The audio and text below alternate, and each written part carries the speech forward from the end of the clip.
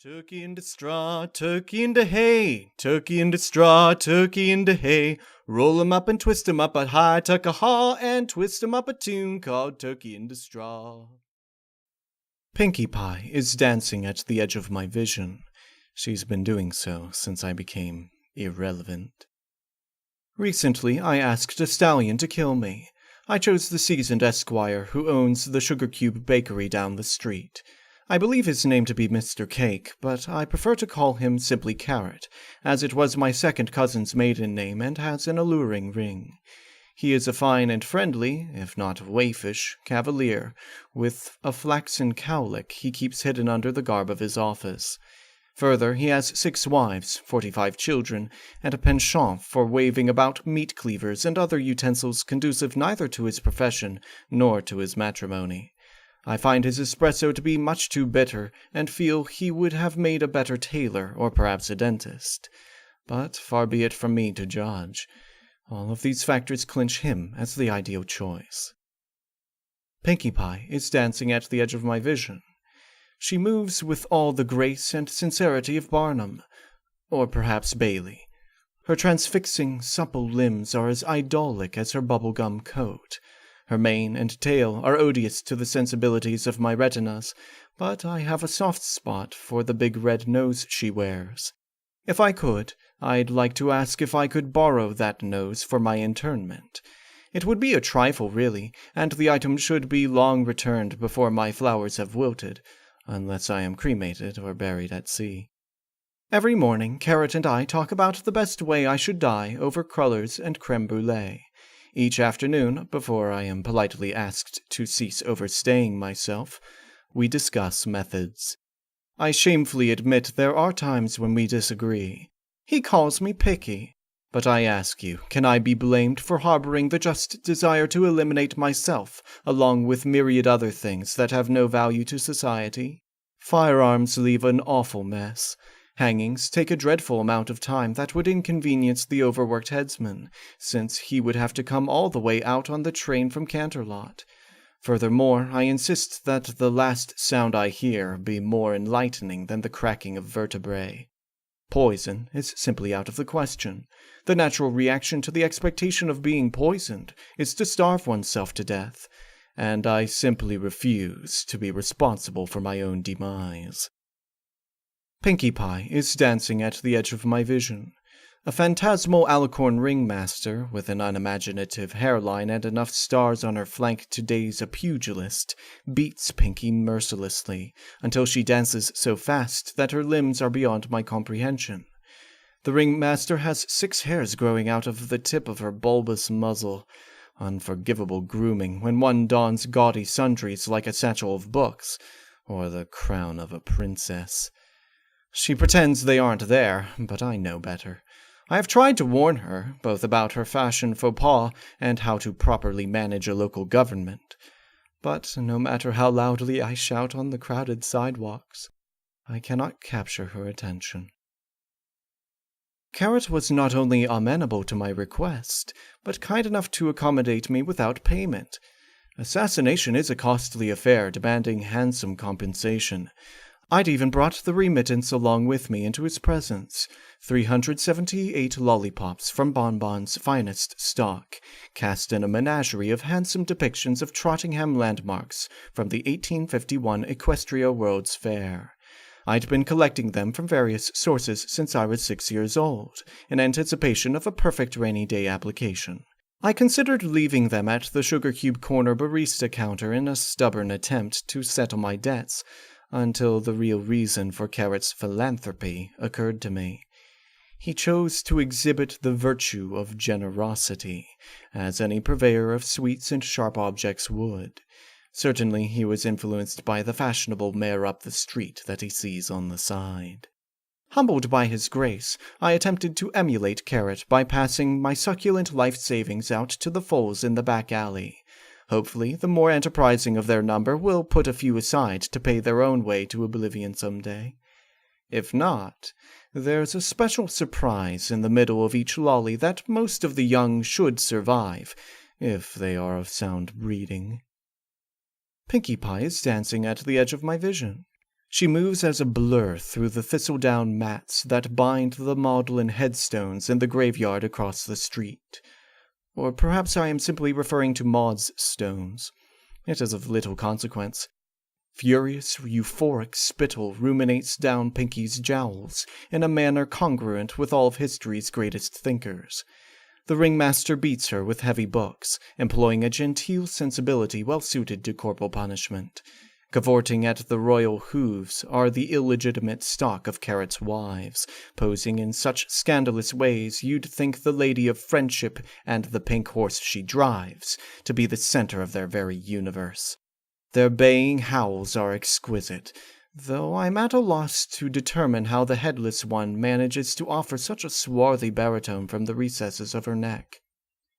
Some time passed. At the risk of sounding catatrestic, I believe every afternoon I spent at the bakery can be described as thoroughly purple. Purple is a very versatile adjective because it has no emotional pretenses beyond the cold, regal dominance of friendship. Red is angry, blue is morose, green is envious, black is evil, and white is pure, or ghastly, if you prefer. Yellow is something I prefer not to imbibe. I digress. The savage yet noble method Carrot employs to mash together innocent tons of powdered sugar, yeast, flour, and fruit jellies is so perplexing that I can only describe it as utterly and ignominiously purple. He uses the resulting abominations to lure the slavering foals of the neighborhood into his parlor. They cannot be blamed. When I was their age, the prospect of dessert would have just as easily instilled in me a bravery that could be quashed neither by confectionery debauchery nor the pony who purveyed it, no matter how many gnarled butcher knives tinkled like wind chimes at his flanks. I knew the day had come when Carrot's constant grin grew broad enough to bisect its cheeks, like the tender flesh of a fuzzy peach parting under stainless steel. There were also fewer popsicle sticks emanating from behind his apron. He spent so much time whittling them into sharp points that I could only assume he had settled on a means for my demise. Bizarre indeed, but I deferred to his primacy in the matter. Growing up, I was taught just as readily as any other pony to respect the homicidal expertise of bakers. Pinkie Pie is dancing at the edge of my vision. All gaunt skin and rattling bones now, her undulating gyrations are hypnotic both by day and by night. She is beautiful, though her ominous smile continually appears in every surface I look upon. These days, Carrot has taken up residence in the old laird's estate once referred to as Ponyville Town Hall. I'm told he inherited it 8 months ago by way of birthright, or perhaps he merely paid the trifling number of bits required by the ringmaster's landscapers to keep it from being demolished. Abandoned in the years since the mayoral office became extraneous, it is said that ages ago the landed gentry openly claimed the heads of 1,000 commoners from all walks of life there, simply for sport. This was, of course, long before my own administration. I preferred to conduct such acts with a modicum of discretion. Those who remember are too decrepit or fearful to speak of it. In its architectural decadence, the structure is a tangle of cobwebbed buttresses, icy stone, and ichor-stained obelisks. No mayor of honor perishes without an audience, so I was certain to invite the ringmaster and her cadaverous cupcake companion to the town hall for root beer and after-dinner mints just prior to the main event. Carrot, our host, acquainted us with his remaining wives. They might have returned our toasts to their good health had they lips by which to form words, but their silence was probably for the best. The one who stood in the conservatory with candles running the length of her akimbo forelegs had collected far too much dust to have anything of value to add to the evening's revelry. The others did sit in on a few games of bridge, though it turned out gambling was their forte. The greatest poker faces pale in comparison. We eventually adjourned to the great hall, where 43 suits of armor stood ready. I would have thought such decor contrived and trashy, but I could hardly fault my gregarious assassin for his mindfulness of the occasion. The knights were each shackled smartly to the floor, prevented from abandoning their posts at the behest of the innumerable smiley-faced helium balloons noosed about their necks. Carrot's nod to Pinky, no doubt, whom I believe once shared his home, and much more. Invited to peruse, I noted the grinning veneers of young colts and fillies behind the visor of each gallant helmet. I'm certain they would have preferred to be at play, so I smiled back at them in appreciation of their patronage. The presence of the foals caused me to recall the package I'd left in the hall. In it was the remainder of Bonbon's stock, another 100 or so of delights of transparent, colorful sugar I'd kept in a burlap sack by the furnace since the return of the Mare in the Moon. After removing them from storage, I made a point of breaking the amorphous bloody blob into bite-sized chunks to keep them from frightening those with palpable memories. It was a terrifying experience, after all. I was pleased to find that they had aged well, and were since gifted by nature with fungal proteins, so I slipped 2 lollies through the slats of each nightly visor. Though the evening seemed to be proceeding smoothly, I soon found myself breaking with the propriety of mayoral decorum and giving up a measure of my normally austere temperament. You see, there was only one suit of armor left that didn't resonate with the stench of turning meat, and I had expectations for it that were left unfulfilled. I'll spare you the details regarding the final foal's fate, save to say that it involved 84 of Carrot's picketed popsicle sticks and a large cantankerous machine of infernal origins, cobbled together from old bakery equipment. While it went about its work, the contraption belched a rather foul-smelling ash into the atmosphere, and emitted a delightfully repetitive chorus of Turkey in the Straw, in a pitch fit mainly to startle diamond dogs. The audience was moved to tears, save for myself. I had spent several months courting Carrot's services to perform a nonsensically simple-to-understand task. As such, I was not ready to accept his voluntary pro bono status as an excuse for lousing it up. Pinky was to hoof over her big red nose, some switches or not would be thrown, applause and catcalling would append a mindful rendition of pomp and circumstance, and I would be merrily off to my freedom from the mortal coil and the uselessness of my existence. Instead, Mr. Carrot Cake had the appalling notion to preempt months of planning, with an exhibition devoted to the glory of his 2 original children, who were romping gleefully about the armored prisons of the remainder of the young rabble. While I pride him on building a machine that could obfuscate basic identity traits such as appearance and gender after only a few moments of work, I find it the epitome of egotism that we should all be called to his presence for such a self-indulgent purpose. What was worse, festivities were at that point concluded. Carrot invited the entire audience to a round of billiards with cognac and fresh hors d'oeuvres. It was clear by the contented expressions on the expired faces of the bearded mare, the midget dragon, and the Siamese mimes, all self-invited members of the ringmaster's entourage, that I was the only one left out of the joke. My reaction was justifiable. I hurried to the broom closet, and as expected found all the implements I would require. Among these were a bellows in acceptable condition, an ornamental gold-plated grapefruit spoon, and 4 canopic jars containing the desiccated leftovers of a pharaoh of little importance. I reasoned that, had Daring Do been present and on the lookout for the king's entrails, she would surely have already thought to search the laird's closets by that point in the evening. I, therefore, deposited the unproductive offal in a nearby wastebasket, retaining the containers for my immediate use. I began with the ringmaster.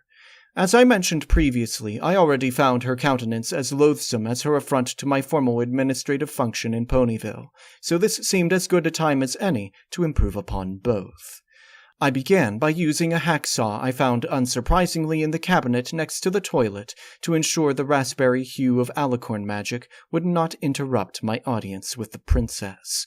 Then, making use of the ductile bellows, a wine cork, and a few meters of gauze, I took exhaustive notes regarding the maximum capacity of the pony digestive system prior to rupture. Modern science no doubt benefited from my research. I did, of course, submit my findings to the Canterlot Royal Institution some days later for academic publication. I have yet to hear back. Being already in various stages of disembowelment and evisceration, Carrot's wives were somewhat beneath my attention. Despite this, I chose out of the goodness of my heart to include them in my antics. I could do little other than to pulverize the remaining sinews and connective tissue that held them fast to existence, but, judging by the pitch of the gurgles they emitted, I believe they were grateful for what efforts I could spare. I believe one of them was the elusive Miss Cupcake, but I cannot speak to that for certainty, given the level of decay. Mr. Cake, who really should be called Carrot, was last. I learned in his last moments that my altruism knows no bounds, for I afforded my betrayer a fate not at all in keeping with his offense. I even went so far as to spare him the chloroform, so that we might share words regarding the apple turnovers that were to be the bakery's special for the following week. I was looking forward to sampling them, but Carrot did me the injustice of ending the conversation exactly 27 minutes into my skillful disassembly of his yielding anatomy with the grapefruit spoon. In the days hence, I took the liberty of preparing the sweets myself, as Carrot found it rather difficult to fold syrupy fruit wedges into shaped triangles of fried dough from the confines of 4 small pottery jars depicting the sons of Horus. He and I have been enjoying a good turnover during tea time every day since, I from my armchair, and he from the mantelpiece. The barrels of kerosene I found under the covered piano in the town hall's grand ballroom brought a true end to the evening's nuptials. I considered staying for the conflagration, or perhaps seeing to the condition of the foals, but it was by then 1/4 to the witching hour, and I had no interest in encountering macabre spooks by gaslight on my way home. Pinkie Pie is dancing at the edge of my vision. Or perhaps that ended. I believe her overstimulated heart exploded last Thursday with a final clattering of meatless bones on the sidewalk. To my deepest regret, I no longer have anything to look forward to on a daily basis. My days are filled with droll discussions about hay bales and the weather with the landlady, dry wanderings about the vegetable stands in the blistering afternoon, and a watered-down espresso from the new management of Sugar Cube Corner. Bonbon went back undercover a year ago, but I am compiling a list of her former patrons in hopes of rebuilding the fee for my assassination. They can't say they don't have it on them. Some of the most dreadful chemicals and preservatives in sweets are destined to stay with the body for years to come. According to my research, such substances should be receptive to repurposing once I've extracted them all. I've grown quite fond of the grapefruit spoon, and wear it now as an ornament just above my right ear. It would be uncouth to place it near the left, since one does not eat with their left hoof in polite company. Rather than restore my position, the powers that be have appointed the ringmaster's brother to stand as regent. Pinkie Pie has begun to stir again. I have much work ahead.